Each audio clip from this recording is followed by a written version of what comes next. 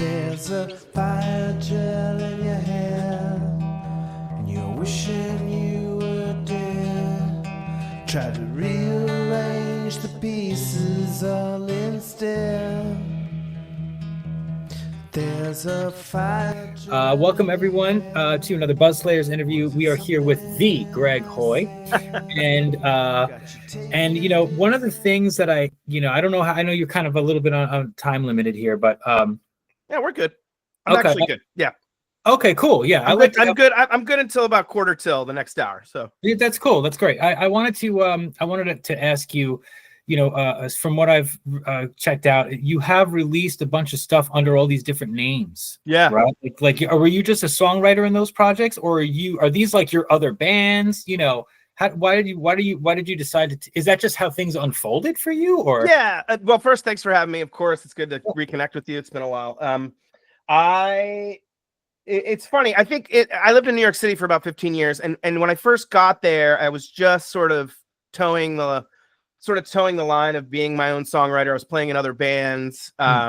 Sometimes it was, I was just a support person. I played drums in a couple punk bands. I was playing bass for a band.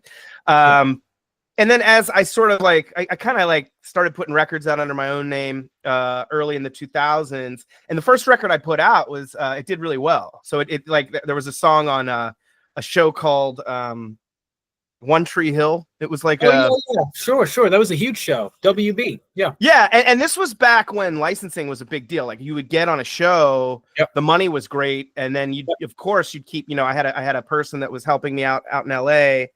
And I wrote that for a while. And I slowly sort of evolved into, for a while we were a three-piece just called Hoy, which is my last name. Right. Which, we did great in the Spanish market. The Spanish-speaking market loved us. It was, I loved Van Halen growing up. So I was like, cool, I'll just call my band Hoy. Yeah.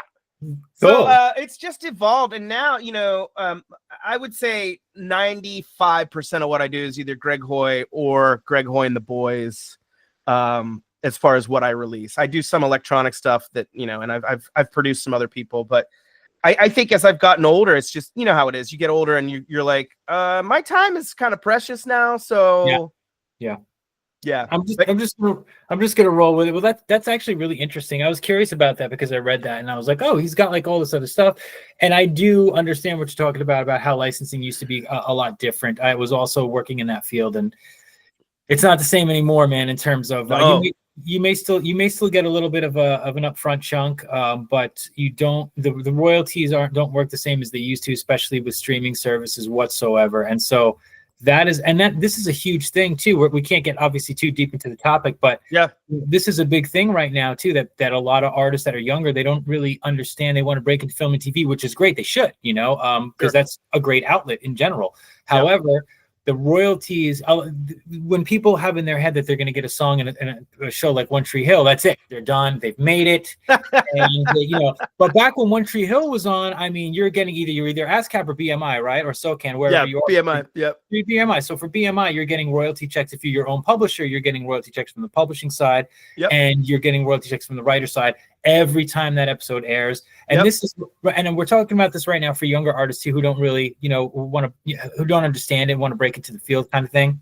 But now, with Netflix and even Hulu and all these other streaming, it's not the same. You don't get the same kind of royalties. The best you can hope for is a little bit and an upfront chunk, and hopefully that is still airing on an actual cable network somewhere.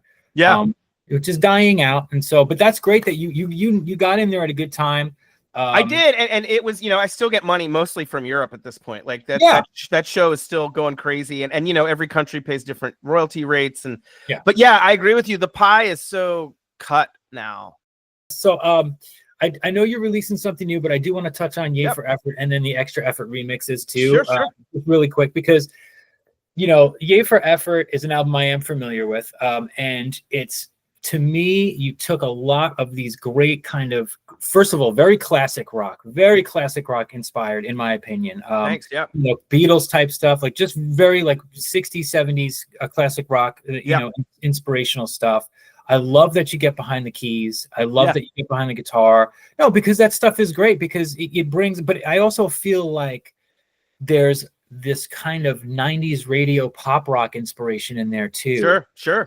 And so what are your my big question, especially with the A for Effort and what you're working on now, what would you say? You already mentioned Van Halen, which is great. Always in the back. Yeah, well, what would you say is and this is, a lot of people don't like this question, but I'm going to ask it anyway, but because it's hard. You can take a minute to think about it. Sure. Doesn't have to be about playing guitar, doesn't have to be about anything in specific. It could just be the top 5 bands or artists that really you heard something and you it flipped a switch in you. Yeah. No matter what age you were, you know? I mean, it's a great question. It's funny. It's like, when I was growing up, I obsessed over bands. Yeah. You'd get a gateway record by a band, and then you'd dig through like all their other, all the other records they had put out. Literally records for me, cassettes, compact discs. Same. 45 years old. Yeah, right. So we're in the same ballpark. I had older siblings. Yeah. And they were all musicians. They were all played in the high school band. My brother was a sax player in the New York metro area.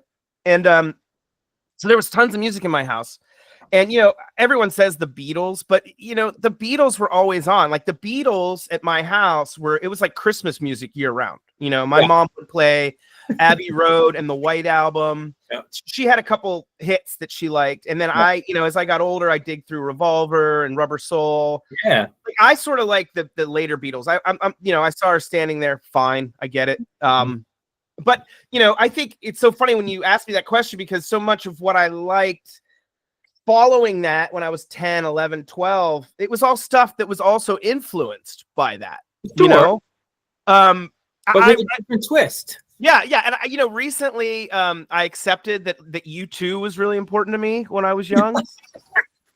Just the way you put that. I've accepted U2 in my heart, like Joshua Tree, Unforgettable Fire, War. I mean, honestly, right up until I even like pop. Like I was all in. Okay. And I went and saw them at the Sphere this year. Oh, really?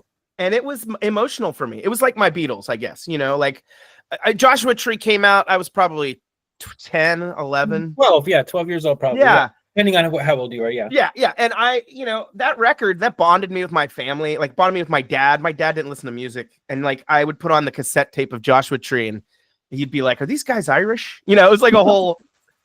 So, I want to give U2, I've never said this publicly, I don't think, but I think U2 is a massive, particularly Achtung Baby time period. A lot of the stuff I've done with textures and keyboards outside of the 3-piece rock and roll, I can kind of trace a lot of it back to 90s U2. Beck, I loved Beck. Ooh, good one. Yeah, and Beck's somebody people don't really, he's always there, but I think a lot of people don't realize what a like he is a powerful songwriter. Oh, like he's one of those dudes. He's like Led Zeppelin. Like, and I'm not going to say Led Zeppelin. I'm going to assume Led Zeppelin because I got 5. Right. He's one of those dudes that took a lot of stuff from other things and sort of reinvented it. Yeah. Which we didn't know at the time because we didn't have the internet and we didn't have like, a software thing you put in and say, oh, this sample came from that record. Right. Yeah. I think him melodically and also his kind of whole like. His character. Yeah. He was the dude was a character. He had some really good hits in the 90s. That Loser just came on the radio literally the day before yesterday, and my 3-year-old heard it for the first time. She's like, what's this? I was like, this is one of the best songs I've ever written. Yeah, my 4-year-old loves Beck. He has some records that are across the board brilliant, like The Information, across the board brilliant. Yep. All that stuff. Like the first probably 5 or 6 records do no wrong. That's the kind of stuff I want to know. I mean, so that's a really good influence, and we've got a really good range of influences from that. I think that's probably pretty good. I mean, if you want to throw in a 5th, you can, but I think that's really pretty solid. And I'll give you one more shout out because 9 Inch Nails, Trent Reznor is. I think he's the guy that got me into mixing and production. Like when I think about doing everything myself, it was definitely listening to his records early on. I wouldn't say genre wise, but for sure the energy and the sonics of a 9 Inch Nails record were just untouchable in the 90s. Oh, absolutely. Yeah. There's a couple of records. The first Pretty Hate Machine and the Downward Spiral. Those 2 records were super sonically driving.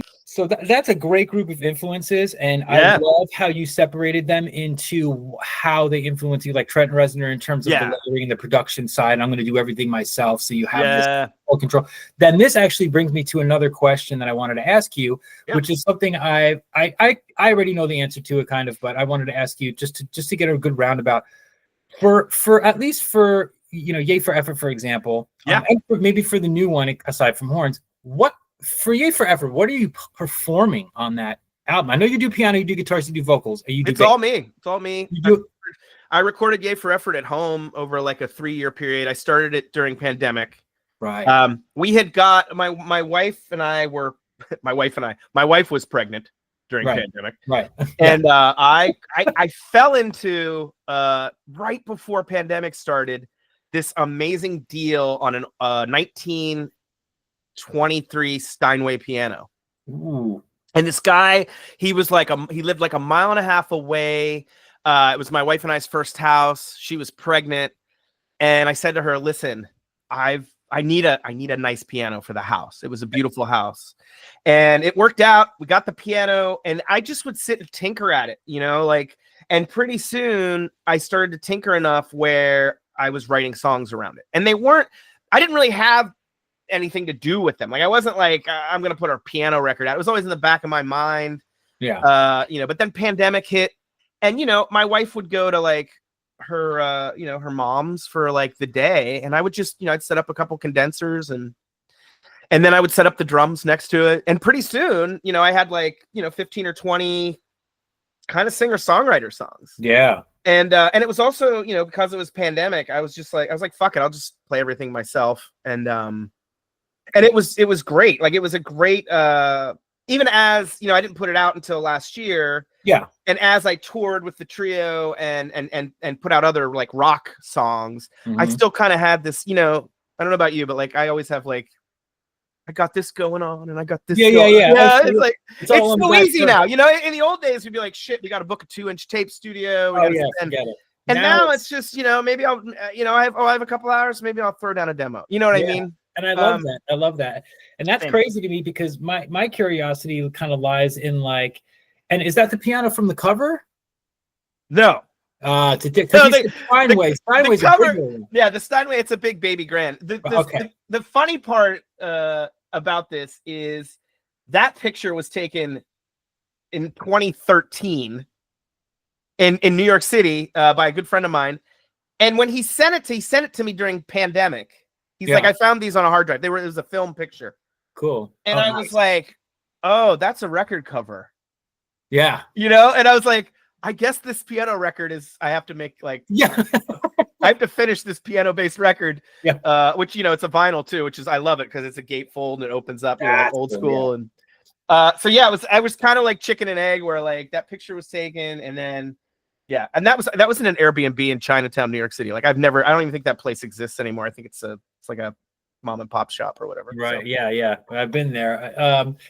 Wow, man. Yeah, I was just curious about that because you said Steinways usually have the grands and the baby grands and stuff. Yeah, it's the big one it's in storage right now, unfortunately, because we're in a little rental house by the beach. But someday it will be back. It will be back. Yeah. Cool.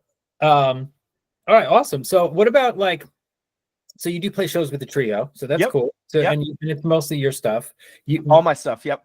So on a record, when you're recording everything, like how in the hell, like what do you come up with like a riff first or like a melody and then you kind of map it out in your head to do the drums, or how do you do that? It's a great question. It comes different ways. Like sometimes I don't know how you do this, but like I'll get an idea for something and I'll either do a voice memo on my phone. Yeah. Or sometimes if I'll see like a funny, like a billboard or something, I'll just like email myself like, I'm like, oh, that's an interesting song. That could be an interesting song. Right. I mean, I just have tons of shit like that. And sometimes it's as simple as like, I have time to record. So what's in my like little arsenal, right?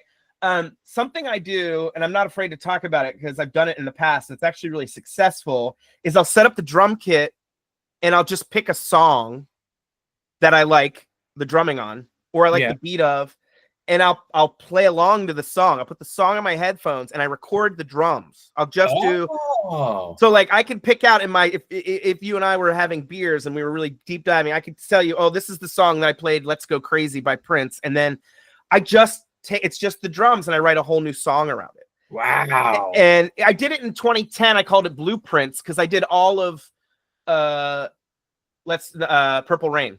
So I recorded the drums. I just played along to Purple Rain in 2010, and then I made all new songs over the top. Oh of it. my god! And I dude. tried to follow it track for track, but it didn't work out. Like my goal was, can I do the entire record in the row? So if you put on From top to bottom. like if you did the like. So if you play put Dark on Side of the Purple Rain- Moon, and yeah, you hit play at both records, it would be the completely drums would different. be the same. But every song would start and stop at the same time. But I didn't get there. Like that was my goal at the time, but I didn't get there. But Were you a drummer first, or what were you first? yeah, instrumentally? I played clarinet in 5th grade, trombone, and then I got a guitar in 7th grade. I got my sister's acoustic. Guitar first. But you know what I am? I'm an ear player. So like I remember I bought one of those Casio keyboards. Yeah. And I was sitting there because I knew the guitar already. So I would hit the E note on the guitar and then I would use my ear and find the E note on the keyboard. Right. I mean, this was pre-YouTube. Yeah. Yeah, You this do is- it on your own. You work it This out. was, Yeah. I want to learn this song. I'm going to hit rewind 10 times. Yeah. How's he playing that riff? Yeah. Right? Like, wait, Yeah. what do you mean he's tuned down a half step? I just learned this whole song in E flat. I know it's not always like that. I know you probably have different ways and ideas, and you come Well, up with a bass line or whatever. You know, I sometimes I like it's interesting. The songs I write, I find the songs I write from the drums, if I do the drums and bass first, Mhm. those songs tend to be more aggressive and like great for like a crowd. Right. Like They it's rock. weird. It's like, yeah, there's something in the back of my head. I'm thinking about, you know, my drummer, I'm thinking about my bass player, and I'm like thinking about how that's going to translate. And those songs tend to be the ones that actually we play live off the records because, you know, Right. we can't play everything. And then the songs where I'm sitting down at the piano or I'm Yeah. acoustic guitar, like that's the shit that if there was still money to be made in licensing, you know what I mean? Yeah, that would be like, pushed towards that. yeah, Yeah. like here'd be the one I'd send to HBO. You know what I mean? Right. So Exactly. Yeah. The more emotionally driven. Yeah. Totally. I mean, that's just so interesting to me. You know, it's very curious. And for other, because you know what happens with these interviews is a lot of other bands and a lot of other artists ends up watching them. sure. Is what we found, because we get a lot of comments and stuff from other bands and other artists, and you know, people that we reach out to or reach back. Oh, I watched this interview with Greg Hoy, and he was, you know, telling me, Yeah. and, you know, and you know, so it's people. I think it's important for people to learn. Yes. You know, that, you know, not only just learn, but just soak in the idea that, you know, 'cause songs are created in so many different ways, and for someone that, but it's like for someone that has, you know, I like, you know, different people have different ways of having a song idea, and you play all the instruments, so you're someone who happens to be instrumentally inclined. You play by ear, you learn, you sit there and learn records. When you tell me you played Purple Rain on the drums all the way through, you know, you were a better drummer by the time that was over. And so that's Totally. And by the way, I was not nailing it. You know what I mean? Well, I'm not saying you were. Yeah, I mean, but you know, it's not an easy record to nail by any means, especially guitar or drums. But yeah, you know, but by the end of it, it's like you're 20% of a better drummer by wanting to do that creative process and put yourself through that. Yeah. And so it's important for people and artists to understand that, you know, yeah.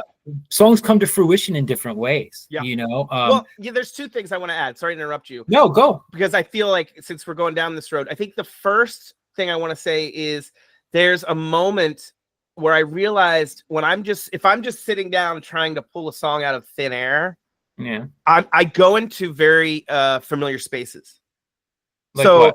like verse, chorus, bridge, solo, chorus, out. Right. So by sitting down with another song, literally, if I find a song that's like weird, like this new record I'm working on, I've got like 30 tracks. And like, I'll tell you, one of the songs that I've drummed over was Time to Pretend by Management. Do you know that song? No. It's a song from like the 2000s. You would know it if you heard it. It's like a it's one of those melodies that's probably I do know that song. yeah, it's I do probably know a melody from like German beer halls. Oh, like, so the drums are this. but Dave are Friedman's the producer, and the drums are real big. Right? But it has Yeah. all these weird little breaks and there's these weird little stops. So I was like, one day I was listening to it and I was working on this record. I'm like, I'm gonna try to drum along with that, and I drummed along with it. And the song sounds so simple, but I can't write a new song around it because of the way the stops are and the way the drum fills are. It's so unique in how it's put together. So that's my new challenge. But that's the first thing I want to tell you. And the second thing I want to tell you is when it comes to like playing all the instruments, which is what I do, I've come full circle. Like I was a loop guy for a while. I tried to get into MIDI. Like when all that shit was like in the box coming out in the 2000s. Yeah. I tried all of it. Ableton. I did everything. And what I found was in the amount of time for me, the amount of time it took me to program a drum kit to do what I wanted it to, I'll just fucking sit down and play it. Yeah, totally. Yeah. You know, I'd rather do that. Like, I'd rather be like, oh, here's a weird part I'm hearing. I'm going to try to figure it out. Yeah. And 9 times out of 10, I'm going to do it without having to edit it too much because I do like the idea of a live. Yeah. Oh, you know what? I'm going to say one more thing. LCD Sound System. That's the honorable mention here. Yeah. LCD Sound System, who is a band that, you know, love them. Everything sounds live and nothing is live. Like nothing is live. Yeah. All the drums he has like painstakingly cut together from takes and like sometimes beat to beat. You know, that guy is like a genius in the studio, and he also plays most everything on the records. Yeah, that's a great artist too. Great band. Yeah. All right, so let's get into the new record. So okay, Sure. So so right now you said 30 tracks, but I'm sure it's not going to have 30 tracks. You're going to cut it down as normal humans do. Yes. And so, but it'll probably be a fat record. It'll probably have 13 or so songs on it. I'm going to That's what we're looking at. Yeah, because we're looking at vinyl, so I try to keep it around 20 minutes aside so that the quality stays high on the groove. Yeah. So what how did this one come together? And there was no pandemic, so I had to find the time with a kid and a wife and how do you do it? How do you do it? It's funny. A couple of things happened. First of all, I want to tell you, this is the first real interview I've ever done between things. Yeah. Which is great. Like usually I put something out and then, here comes some podcasts, couple reviews, all that. You know how it works. So it was funny. I knew we were going to talk today. I was like, okay, if he wants to talk about process, this is the best time ever for me to talk about process. I got 2 things happened. I got a diagnosis. I've had some spinal arthritis. Oh. It's under control. But what was happening was when I was on tour this summer in April and May, I was out in East Coast, New York. Mm-hmm. And I was strapping the guitar on and my hand, these 2 fingers were going numb when I put the guitar on right here. Oh. So I was like, is this a stroke? No, I think I'm okay. But when I go to take a solo, I couldn't feel my fingers. So I went to see a doctor. He's like, yeah, you got some compressed vertebrae from years of playing and then having a baby. And like, that because you have a 3-year-old, you're tossing them around all the time. Oh, yeah. So they were like, you got to take some time off. So I said, cool. I'm not going to book any shows. My next show I booked is like late February. Okay, what am I going to do with all this energy? Well, maybe I should make a record. So I have a little space that's not here at my house. It's like at a great place called Green Room, which is about a mile from my house. And it's tiny. It just has room for my drums and a guitar amp. And I have it set up so like literally it's like, here's my drums, like if I'm looking at you. And then I have the computer right here. I have a little 4-channel API interface, warms things up real nice, 8 channels in. I got like 5 mics up on the drums and I literally just swivel back and forth. And then, here's the bass. I'm going to grab the bass. Here's the guitar. I have to have, for me now, if I'm doing it by myself, I have to have everything right there. You're surrounded. Yeah. I have to be surrounded because if I hear something, I got to get it quick. Yeah. Because I don't know how you are, but like, I got to grab it. I got to put it down. It's gone. It's gone. Right. And for me, it's later on that I decide if I like it or not. Is that where you've been recording most of this? Yes, and also here at home, I'm grateful. My daughter's in preschool, and my wife works in an office. So my days, I kind of like yesterday. I set up. If you go to my Instagram, I had an Instagram story where I showed my bass, how I record bass lines. Oh, nice. So like I'll pull up stuff. Sometimes I'll do guitars here, and I'll do the drums last. Yeah. But yesterday I went through a bunch of these tracks I'm working on. I'm like, okay, which ones need bass? And sure enough, I like by the 3rd song, I'm like, I'm bored. I don't want to play bass anymore. I was like, I was like, I'm gonna make another pot of coffee and take a walk. So it was like, I tell this to people all the time. When you have the time, do the work. Like just sit down. And sometimes it's maintenance work. I mean, the shit I loathe, vocal takes. I hate vocal takes. Really? Oh, I'll do a vocal take and it's always shit. It's never good up front. And then I'll be like, I'm going to come back in a week and I'll listen to it and I'll be like, okay, it's better than I thought. Or, okay, that's a terrible lyric. Right. Right. Kevin, the guy from oh shit, what's that great band from Australia? He plays all his own instruments too.